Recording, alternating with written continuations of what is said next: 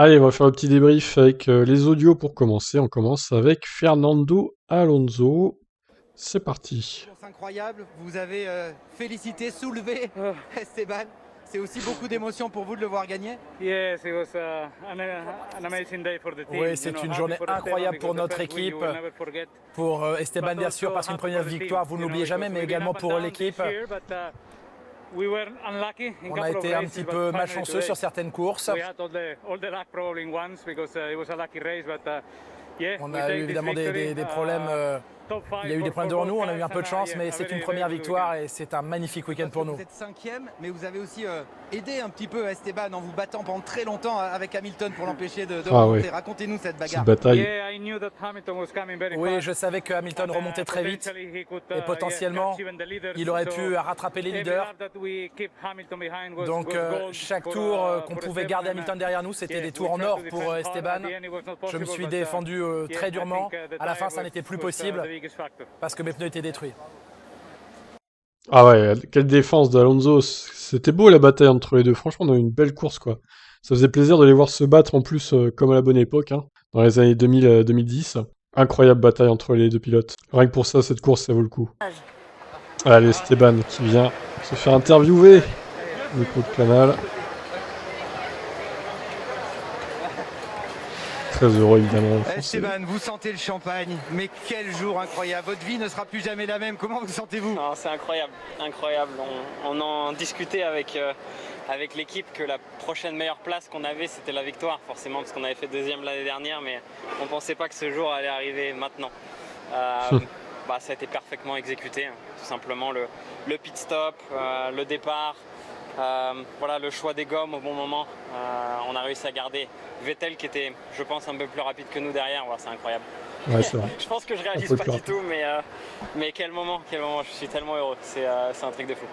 Vous n'avez même pas réalisé où il fallait s'arrêter, non? Vous avez raté l'entrée des stands? Ouais, j'ai raté des stands parce que quand je regardais en fait à la télé avant, forcément il s'arrêtait sur la grille, il s'arrêtait pas devant les mécanos. Donc je sais pas pourquoi j'ai fait ça, mais ouais, le petit footing il m'a mis mal là, à la fin, clairement. Trop de choses, bien sûr, dans votre tête. Les félicitations de Vettel, d'Alonso, tout ça, c'était des très beaux moments de sportivité. Ouais, non, c'est clair. Et puis un grand merci aussi à Fernando. Je pense que toutes les batailles qu'il a fait derrière, ça nous a donné un peu d'espace pour respirer aussi. Voilà, tout ce qui se disait avant, que Fernando c'était un coéquipier voilà, avec des manières un peu étranges de travailler. C'est pas quelque chose que je vois du tout. Et je pense qu'on fait un super duo chez Alpine. Et honnêtement, c'est un privilège de travailler avec quelqu'un comme lui. Pour le deuxième départ, C'est beau ça. Hamilton reste en piste et vous dites je vais au stand. Finalement, tout le monde vous suit, mais ça devait être dur dans votre tête. Oui, parce que de se dire qu'on pite alors qu'on est forcément deuxième, je me suis dit est-ce qu'on fait la bonne chose, mais on a pu discuter avec l'équipe parce que c'est un moment où on a le droit de discuter à la radio et l'équipe a dit allez boxe, on boxe pour Slick et c'était clairement ce qu'il fallait faire. Donc on s'est retrouvé avec un large tapis de confort. Pour vous, c'est un peu votre médaille d'or olympique aujourd'hui. Beaucoup de Français devant la télé, un message pour nos compatriotes, pour votre famille, pour vos amis. Bien sûr, non, un grand merci à tout le monde, grand merci du soutien que j'ai reçu. C'est pas forcément dans les meilleurs moments voilà, qu'il faut recevoir le soutien, mais ça a été les 3 dernières courses avant Silverstone où on a eu voilà, beaucoup de difficultés, on a travaillé dur avec l'équipe, on est revenu et voilà, je remarque toutes les personnes qui me soutiennent à ce moment-là, donc un grand merci à tout le monde et j'espère vous voir bientôt. Un grand bravo, vous êtes vainqueur de Grand Prix Esteban, bravo, bravo. Ah, c'est beau. Merci. Tous les Français sur la grille sont maintenant vainqueurs de Grand Prix, Gasly, Ocon. Donc Leclerc, bon, il est pas français, mais il est monégasque, c'est presque pareil. Et il est aussi vainqueur de Grand Prix, du coup. C'est magnifique. Quelle course. Allez, on enchaîne avec George Russell, en larmes au micro de Canal, après ses premiers points. Ça y est, les premiers points de Williams arrivent, vous êtes tous les deux dans les points pour Williams. Il y a des larmes. Je ne sais pas d'où ça vient, mais... Aujourd'hui, c'est plus que simplement des points. Ce sont 3 années de dédication complète. Ça signifie tellement. Peut-être qu'on a eu un peu de chance aujourd'hui, mais on les mérite ces points. Et je suis très heureux. Can you tell us about overtaking everyone in the pit lane? Parlez de votre dépassement dans la voie des stands, vous avez doublé tout le monde. Ah, je me suis dit, tant pis, j'y vais. Je ne connaissais pas exactement la règle. C'était un peu une situation bizarre. Bah clairement oui. Donc je me suis dit, allez, pourquoi pas. Heureusement, et je suis très reconnaissant à la FIA de nous avoir simplement laissé reprendre notre position derrière sans pénalité. Ça aurait été très dommage sinon. Parce qu'à un moment donné, on était quasiment leader. Ouais, bon, il s'en sort bien, Georges, c'est clair, pas de pénalité. La FIA lui a fait une fleur en lui disant vas-y, reprends tes places où t'étais. En même temps, c'était le bordel, il y avait quand même juste Hamilton sur la grille de départ. Mais what? À quel moment tu fais un deuxième départ avec une seule voiture sur la grille? C'est pire que Indianapolis 2005, là. Il y avait juste Hamilton qui prenait le départ. Non mais tout le monde était au stand, quoi. C'est jamais arrivé en Formule 1, c'est juste jamais arrivé. Cette course, il y a vraiment tout eu, quoi. Alors Franck qui nous parle de la santé d'Hamilton, effectivement, à l'heure où je parle, il est 19h42, il est à l'hôpital, donc on verra si on a des news avant que je finisse la vidéo. Ouais, plutôt une grosse inquiétude. Même je me suis permis d'aller sur le podium parce que j'avais loupé la victoire de Pierre Gasly cause Covid. Là, je suis allé voir celle d'Esteban Ocon. Et sur le podium, on voyait très nettement en fait que Lewis Hamilton avait même du mal à porter son trophée. Il a failli tomber et tituber en fait à la sortie du podium.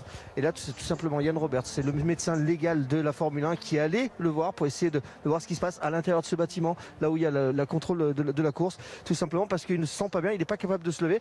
Donc une grosse inquiétude pour le pilote Lewis Hamilton. Merci. On l'a vu à l'arrivée dans le parc fermé s'accroupir effectivement et il y a des moments où il est dans la réflexion, là il était dans un choc physique visible. Ouais, décidément, Hamilton, il commence à pêcher un peu physiquement. C'est étonnant parce qu'il est quand même surentraîné et tout, donc est-ce que le Covid de l'année dernière l'aurait pas un petit peu affaibli physiquement? Au final, on peut peut-être se poser la question. Allez, on écoute Laurent Rossi, patron de l'équipe Alpine. Let's go. Et il chante pour interpeller son pilote derrière. Vous étiez deux Français sur ce podium. Ouais. Une journée absolument incroyable, inattendue ce matin, mais pas après 2-3 tours. Hein. Cette course, elle était très solide de la part d'Esteban. De toute l'équipe en fait. C'était inattendu, c'est évidemment un peu chanceux, hein, puisque les circonstances font que on prend une position intéressante sur un circuit qui se prête à la défendre. Esteban a fait un excellent départ, mais toute l'équipe a excellemment travaillé. Fernando a fait une défense incroyable. Il a quand même résisté à Hamilton plusieurs tours. Il aurait pu être dans les talons d'Esteban. Et donc toute la course a été gérée de main de maître. En fait, ce qu'on ne voit pas, c'est qu'en coulisses, il y a une équipe qui travaille énormément à la stratégie, à la gestion des pneus, du fuel. Et ça a été une course tendue tout le long. Mais c'est fantastique, je suis très content pour eux. Je suis content pour le groupe Renault et pour les 180 000 collaborateurs et tous les gens qui font confiance. Et je suis content pour ce champion qui gagne la première de ses très nombreuses victoires à venir. Il y a quelques semaines, vous avez renouvelé son contrat pour 3 ans. Oui. Après, il y a eu une passe difficile. Non. Non, c'est un rebond formidable pour votre duo aussi. Vous... La confiance. Non, bon. Non, je l'ai dit, il n'y avait pas de passe difficile. Il avait senti que son châssis avait quelque chose, il a changé de châssis. Voilà Esteban. Voilà le gars qui qualifie 4, 5, 6 et qui finit premier. Ben voilà. Ça prouve pourquoi on signe un mec comme ça 3 ans. Un champion. Vous commencez à réaliser là après que de louanges. Mais voilà, c'est la confiance dont je parle. Voilà, l'équipe a confiance en moi, on a fait ce qu'il fallait. Voilà, on est revenu fort de cette situation. Donc, grand merci. C'est Renault et Alpine qui te remercient. Bien sûr. Merci à vous. Bravo, merci. Bravo. Au revoir. Merci beaucoup. Au revoir. Ouais, il est sympa ce patron d'Alpine, on l'entend pas souvent forcément, vu que les Alpines finissent dans les points globalement 7-8, mais pas mieux quoi, donc une victoire un peu inespérée hein, pour Alpine qui fait un gros bond en avant au classement constructeur, on le verra tout à l'heure. Et nous allons écouter Pierre Gasly, vainqueur du Grand Prix de Monza 2020. Pierre, encore une belle journée pour le sport auto français, il n'aura pas fallu attendre 24 ans, cette fois-ci vous avez une réaction après ce succès d'Esteban Ocon? Oui, bravo à lui, ça a été, je pense qu'ils ont réussi à saisir le maximum de cet incident au premier virage et ils ont fait une belle course en restant en tête. Donc bravo à lui et à toute l'équipe alpine. Justement, cet incident au premier virage, en plus vous nous aviez dit sur la grille, je serai devant, ça devrait me protéger. Finalement, c'est les premiers qui se cartonnent. Vous devez tout contourner, racontez-nous ce moment. Non, ça a été, franchement, ça a été assez...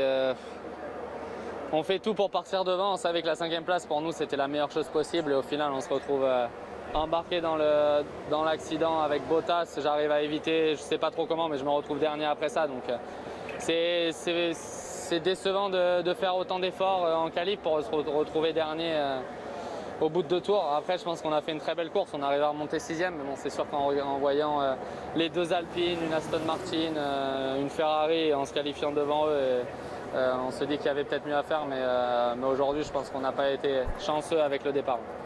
6e, le meilleur tour en course, c'est quand même très bien pour vous. Non, c'est très bien, mais voilà, ça fait toujours un peu mal au cœur quand on se dit qu'on partait devant et voilà, il y avait une grosse opportunité à saisir. Malheureusement, la chance, elle n'a pas été de notre côté aujourd'hui. Je pense qu'on a réussi à sauver des bons points quand même et voilà, on aura conclu cette première partie de saison de belle manière. Après, il y a encore quelques erreurs qu'on fait de notre côté. Il va falloir essayer de travailler là-dessus pour la deuxième partie de saison.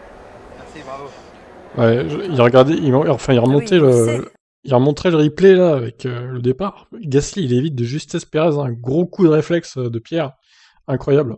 Il a évité Pérez et donc il a évité d'abandonner et au final il termine 6e avec le meilleur tour, donc il a quand même bien remonté la pente après ce départ chaotique. Bravo Pierre. Alors pour la petite histoire, Gasly et Ocon ne s'aiment pas trop, d'après ce qui paraît, donc il le félicite quand même, mais je suis pas sûr qu'il soit très content qu'il ait gagné au final Ocon.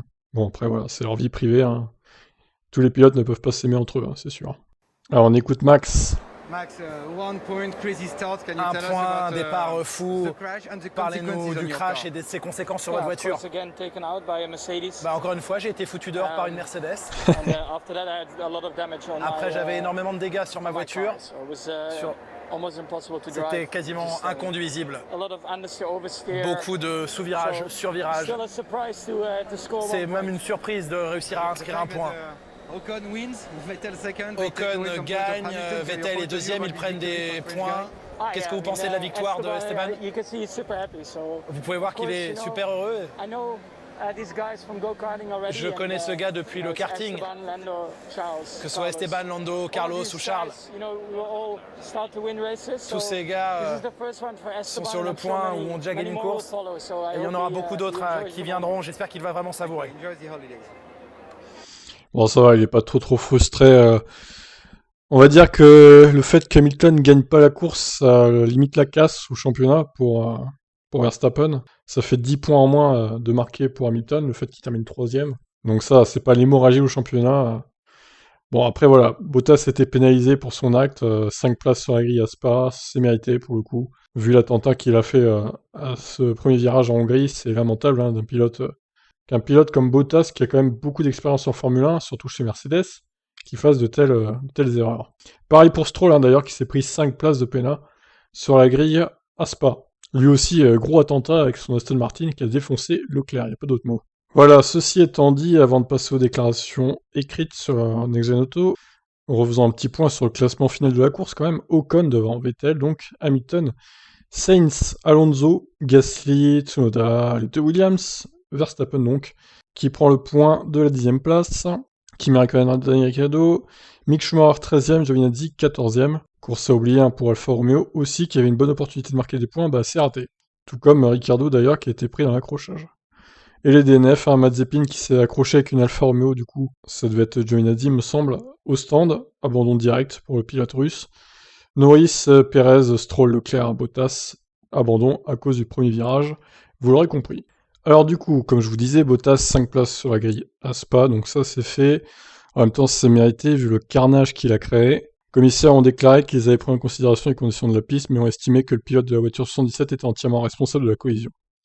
Oui, ça, il n'y a pas de doute possible, je crois qu'on est tous d'accord là-dessus.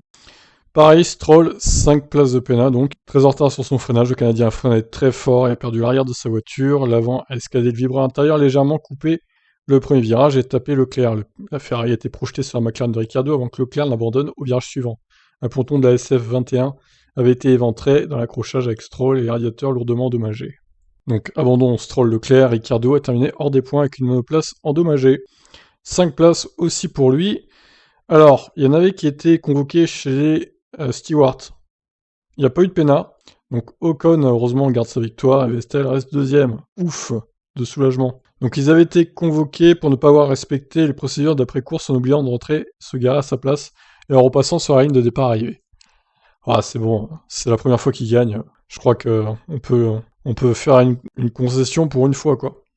Heureusement, le Français n'a été que réprimandé pour cette erreur. Il expliquait avoir manqué l'entrée des stands et pensait que la meilleure place pour s'arrêter était proche de la sortie des stands. Il s'est excusé et a confirmé qu'il sera plus prudent la prochaine fois. Le commissaire ne juge pas qu'il s'agit d'une brèche des règles de parc fermé. Ocon n'a pas suivi les directives et une pénalité jugée inappropriée. Alors Vettel, lui, était convoqué pour enfreindre les procédures d'avant-course en gardant son t-shirt arc-en-ciel lors de l'hymne national. Il a été également réprimandé après avoir expliqué qu'il avait oublié d'enlever le t-shirt alors que la pluie tombait et qu'il était distrait. Ok, c'est aussi le cas pour son équipier Stroll, Valtteri Bottas et Carlos Sainz qui ont aussi gardé le t-shirt pendant l'hymne national. La pluie venait de s'abattre lourdement sur la piste et les pilotes sont simplement passés d'un endroit à l'autre de la grille pour les diverses procédures. Ouais, ça aurait été un scandale qui les pénalise pour ça, quoi. Alors Lewis se dit heureux de limiter les dégâts en Hongrie. Il reprend la tête du championnat. Tout d'abord, je tiens à féliciter Esteban. Il est une étoile brillante de notre sport depuis si longtemps maintenant. Ça a été long à venir et je suis vraiment heureux pour lui. C'est aussi formidable de voir Aston Martin avec Seb là-haut, leur meilleur résultat jusqu'à présent, et je sais qu'il y a plus à venir. Aujourd'hui, c'était vraiment difficile. Nous nous compliquons toujours la tâche. C'est fou de penser que nous étions les seuls sur la grille de départ, mais ces choses arrivent. Et nous apprenons d'elles, j'ai tout donné et je n'avais plus rien sur la fin. Je disais à l'équipe comment était la piste pendant le tour, avant le redémarrage, mais non, ils ont dit qu'il pleuvait quand je suis remonté dans la voiture. Alors j'ai pensé qu'ils avaient d'autres infos. J'ai vu tout le monde plonger vers les stands. Mais bon, nous sommes venus ce week-end, et nous ne savions pas comment ça allait se passer, compte tenu des circonstances aujourd'hui, je vais prendre ce résultat. Ouais, troisième, quand Verstappen fait 10, voilà, je pense que c'est tout bénef pour Hamilton quand même. Alors pourquoi Hamilton a fait son malaise ? Apparemment, il révèle qu'il souffre encore des effets du Covid, donc je vous avais dit ça tout à l'heure, je pense qu'il a encore qu'il a un espèce de, je dirais pas un Covid long, mais je pense que ça a altéré sa capacité pulmonaire. Finalement, ce Covid, il a l'air totalement essoufflé sur le podium. Lorsqu'on lui a demandé comment il se sentait, Hamilton a déclaré « Je vais bien, oui, j'ai eu un malaise, des vrais vertiges et tout est devenu un peu flou sur le podium. Je me suis battu toute l'année pour rester en bonne santé après ce qui s'est passé à la fin de l'année dernière. Et c'est une bataille. » Lorsqu'on lui a demandé s'il pensait souffrir encore des effets du Covid, un long Covid, un terme utilisé pour décrire les effets persistants du Covid, Hamilton confirme. Ouais, c'était obligé que c'était ça, parce qu'Alonso, à côté, il était frais, quoi, encore, ça allait, quoi. Mais lui n'a pas eu le Covid. J'en ai parlé à personne en particulier, mais je pense que ça persiste, oui. Je me souviens des effets du moment où je l'ai eu. L'entraînement a été différent depuis lors, et les niveaux de fatigue que vous ressentez sont différents. Comme je l'ai dit, c'est différent, donc je continue d'essayer de m'entraîner et de me préparer de la meilleure façon possible. Qui sait ce que c'est aujourd'hui? C'est peut-être l'hydratation, je ne sais pas, mais je n'ai certainement jamais eu cette expérience. J'ai eu quelque chose de similaire à Silverstone, mais cette fois c'est bien pire. Ouais, bon, rien qu'à cause de ça, je le vois pas vraiment continuer très très longtemps en Formule 1 Hamilton. Je pense que physiquement, il va vite être au bout. Ces 2 dernières années de contrat avec Mercedes seront les dernières, c'est quasi certain. Physiquement, il sera trop diminué, et il pourra même pas finir les courses, ça se trouve, en fin de carrière. Vous voyez comme il est essoufflé là déjà, ça se voit même sur la photo qu'il bouge pas, quoi. Donc bon. Heureusement, il s'est pas évanoui ou quoi, ça aurait été incroyable. Alors Norris et Perez tacle lourdement Bottas, une grosse pénalité demandée. Bon la pénalité elle est donnée, 5 places à Spa du coup. Norris est énervé par la collision à l'abandon qui met fin à sa série de 15 courses consécutives dans les points. Au premier tour, je ne sais pas pourquoi ça doit arriver. Pourquoi risquer de faire ce genre de choses stupides? Mais je ne peux rien faire, donc pas grand chose à dire. Bien sûr, si je reçois une pénalité pour n'avoir rien fait, même rien fait de mal ailleurs, alors il devrait mériter une pénalité beaucoup plus importante que celle que j'ai reçue. Alors on verra ce qu'ils vont décider. Oui, j'espère qu'il y a eu des points sur son permis aussi d'ailleurs à Bottas là, parce que il faudra lui retirer au moins 3-4 points, je dirais. J'espère qu'ils auront du bon sens et qu'ils feront ce qu'ils doivent faire, mais ce n'est pas à moi de décider en fin de compte, une pénalité à l'espace sur la grille, le minimum. Lorsqu'on lui a demandé si Bottas s'était excusé, Norris a répondu. Il a dit désolé, et bien sûr ça ne change rien maintenant, il doit avoir une pénalité. Perez, éliminé aussi, a également blâmé Bottas pour la collision, affirmant que le pilote Mercedes a fait une grosse erreur et qu'il appartient au commissaire de devoir mériter une pénalité. Je sais pas si c'est très français ça. Je pense que Bottas a perdu la voiture au départ, je pensais que c'était Lando, mais c'est Bottas qui vient de faire une grosse erreur et a sorti tout le monde de la course. C'est une honte d'agir comme ça, une pénalité, à voir, mais pour moi c'est mérité. Les commissaires jugeront. C'est un coup dur pour nous en tant qu'équipe, nous avons également perdu le moteur, très probablement, le radiateur a été endommagé. Putain, décidément, ils ont pas de bruit chez Red Bull. Niveau pénalité à cause des crashs dans le futur, ça craint. Ça craint pour les futures courses. Et ça fait la deuxième course consécutive, du coup, que Perez a fini hors des points. Hein. Là, il a même abandonné. Donc, c'est pas terrible pour lui au championnat non plus. Leclerc s'agace du manque de prudence de Stroll au départ. On est des pilotes de F1, on doit anticiper. Il a raison. Je ne sais pas, ils ont joué au bowling et se sont juste trompés de lieu, ça arrive d'exagérer au premier tour, ça m'est arrivé plusieurs fois, je comprends. Mais là, ça partait de très loin, je ne parle pas de Valtteri, mais de Lenz. Je le voyais pas dans les rétros. Ça fait chier parce que je savais qu'il y aurait une grande opportunité, et j'ai fait gaffe au premier virage, mais on se fait emporter, donc c'est frustrant. Il comprend évidemment qu'une erreur puisse arriver sur une piste humide, mais juge que les pilotes devraient anticiper. C'est sûr que ce n'est pas facile, mais on est des pilotes de F1, on doit anticiper ce genre de situation, on savait tous que ce serait chaud au départ, et c'est comme ça. Il se veut fataliste après avoir manqué une belle opportunité au terme d'une course finalement remportée par Ocon et Alpine, tandis que Sainz a placé l'autre Ferrari en 4ème place. Ouais, au final, Sainz n'a pas réussi à revenir sur les hommes de tête. Je pensais qu'il arriverait, mais au final, non, sur la fin de course, il a stagné, voire il a vraiment eu du mal sur la fin de course, Sainz, par rapport à Alonso et tout.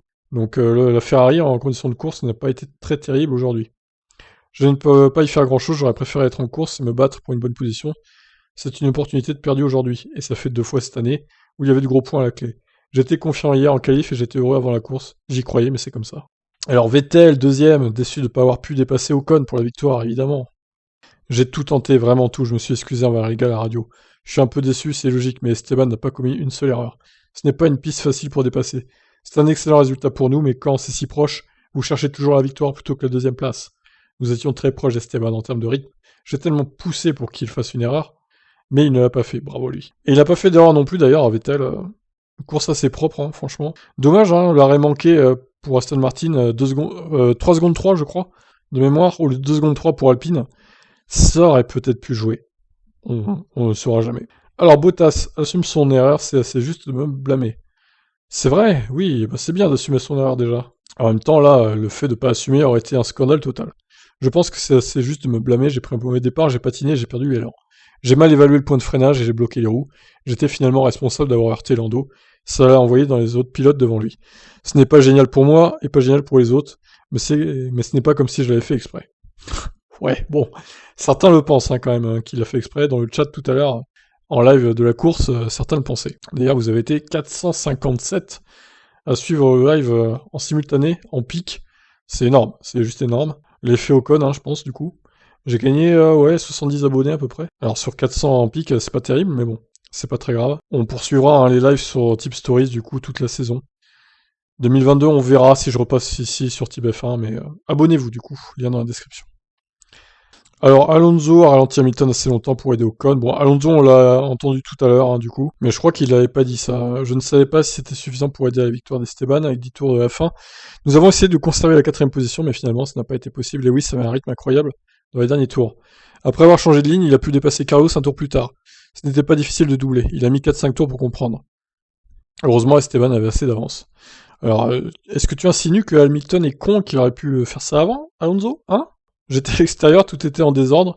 Quand j'ai rejoint la piste, 3 autres voitures se sont heurtées, dont Stroll et Leclerc, probablement, à un moment de chance pour moi, qui a dicté le reste de la course. Un jour, j'espère avoir la chance d'être sur le podium.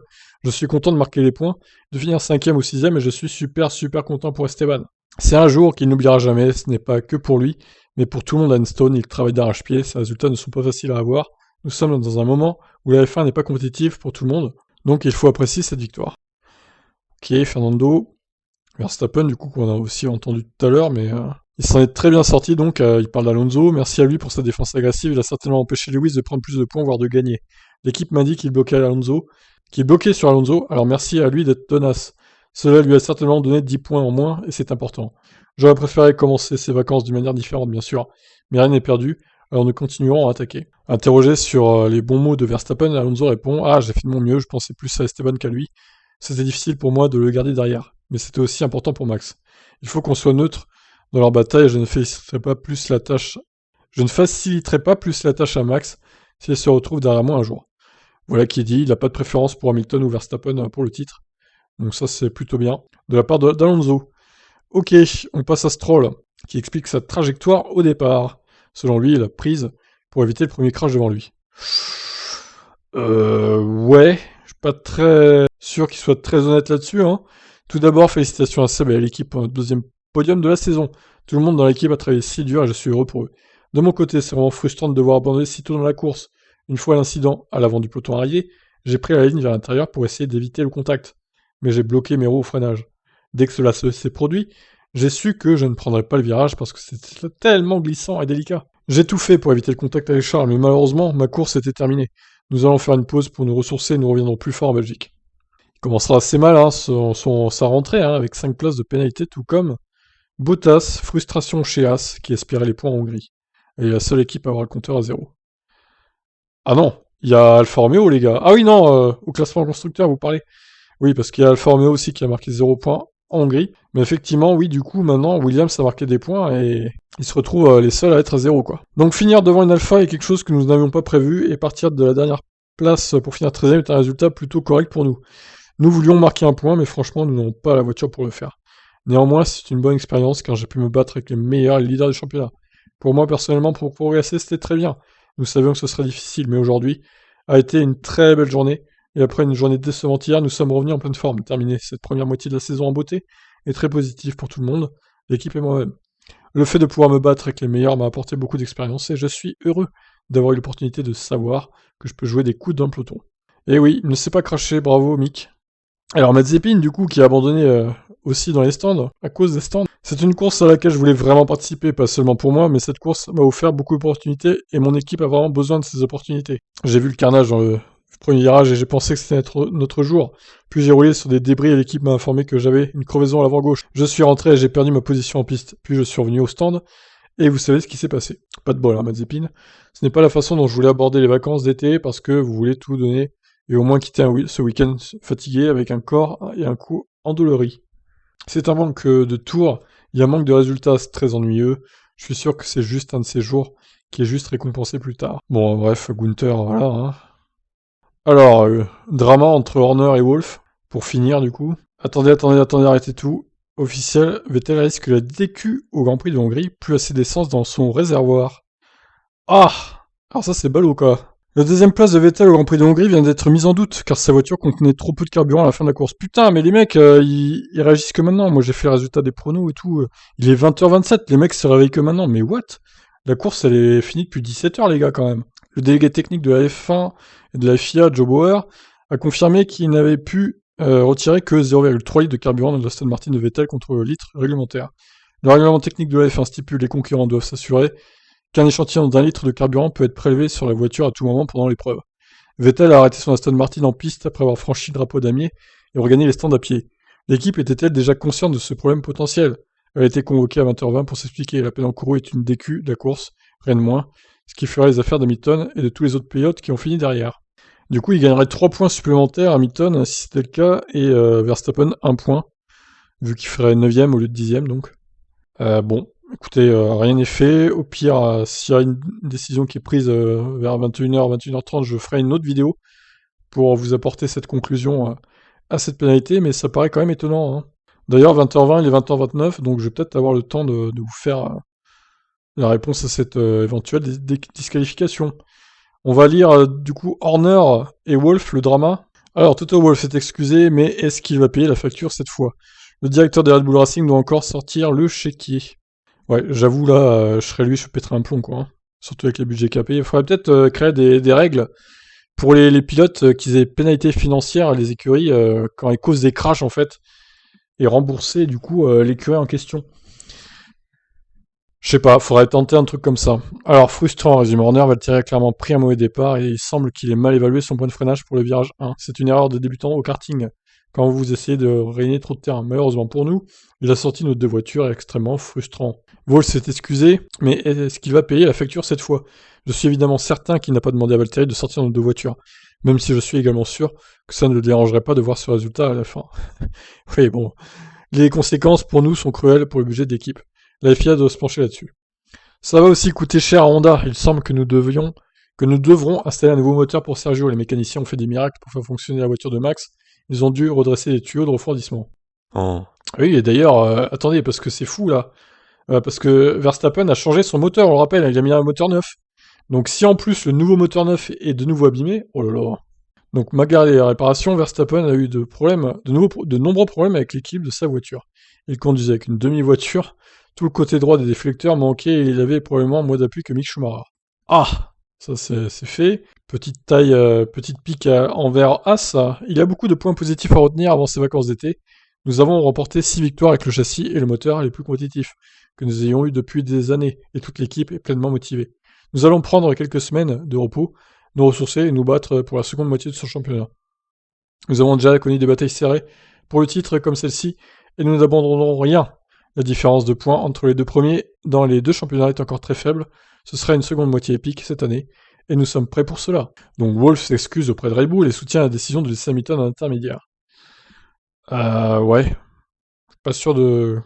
Enfin, comme a dit Montani, au final, il a dit que si Hamilton était rentré au stand, peut-être qu'il aurait été bloqué par la file de voitures qui attendait le feu vert au final. Donc il va falloir légiférer la F1 sur ce cas de figure, parce que là c'était le bordel quand même, de voir une voiture sur la grille de départ, alors que toutes les autres sortent des stands, c'est n'importe quoi. Donc je comprends parfaitement les sentiments de Max, nous lui avons encore ruiné sa course. Tout ce que je peux faire, c'est prendre sur nous. C'était une petite erreur pour Valtteri d'être un peu trop tard sur les freins, mais ça a une grande conséquence sur Lando et de Red Bull. C'est pas comme ça que les choses devraient se passer, mais sous la pluie c'est assez délicat. Non, c'est pas une petite erreur, c'est une grosse erreur pour Valtteri là. Je pense, et il a failli d'ailleurs emmener avec lui Norris et Hamilton, hein. Imaginez, il aurait emmené Hamilton aussi. Bon alors là, il aurait pété un plomb, hein, Wolff. Je pense qu'il a été pris en sandwich et au moment où il s'est fermé, ils ont freiné, puis il était trop tard. Comme j'ai dit, c'était une petite erreur qui a causé beaucoup de dégâts, un si gros accident qui leur a coûté beaucoup de points, peut-être 2 voitures sur le podium. L'autre sujet sur la décision de laisser Hamilton prendre le deuxième départ seul en intermédiaire alors que tout le monde est rentré chausser les slicks. Pour être honnête, je pense que nous avons fait ce qu'il fallait. Il n'y a personne dans l'équipe qui a dit le contraire. En tant que voiture de tête, il est toujours difficile de prendre ces décisions. Et si vous êtes le seul à rentrer, vous ressortez dernier aussi. Ouais, non, mais je suis pas d'accord, Wolff, parce que ceux qui ont mis les slicks, du coup, ils avaient 4 ou 5 secondes de tour de mieux qu'Hamilton, hein. Eh ben oui, c'est ça qu'il dit pas aussi. Donc même si Hamilton avait été le seul à rentrer, au final, il aurait pu gratter tout le monde et reprendre 4 ou 5 secondes de tour sur tout le monde. Il aurait au final été premier assez facilement. Non, c'est malhonnête de sa part de dire ça, hein, je suis pas d'accord. Donc nous étions seuls sur la grille, ça jouait contre nous, avec le soleil, la piste a séché si rapidement, en un tour le tracé était sec. C'est vrai que ça c'est assez étonnant quand même. Je pense que si seulement 5 voitures étaient restées avec nous, nous aurions eu une bien meilleure course avec moins de dépassements à faire. Mais les choses arrivent, et en fin de compte, avec le karma, peut-être que nous n'aurions pas dû prendre tous ces points aujourd'hui. Ah, ouais, bah si tu voyez, hein, les anti-Mercedes, là, Wolff, il dit quelque chose que vous êtes d'accord avec lui, je pense. Hamilton a remonté le peloton pour terminer 3ème après avoir dépassé plusieurs de ses rivaux, mais semblait malade lors de la cérémonie du podium. Il a ensuite manqué une partie de la conférence de presse, alors qu'il était soigné par le médecin d'équipe. Je pense que c'est simplement dû à la chaleur et à sa course. Avec des tonnes de dépassements, c'est épuisant. Je pense qu'il devra aller bien, mais mieux vaut prévenir que guérir. Ouais, peut-être un léger Covid long hein, pour Hamilton du coup. 20h34 donc. Est-ce qu'il y a des nouvelles pour Vettel là? Ah merde, Alfa Romeo. Mais oui, et puis Latifi aussi, oui, on l'a pas vu lui.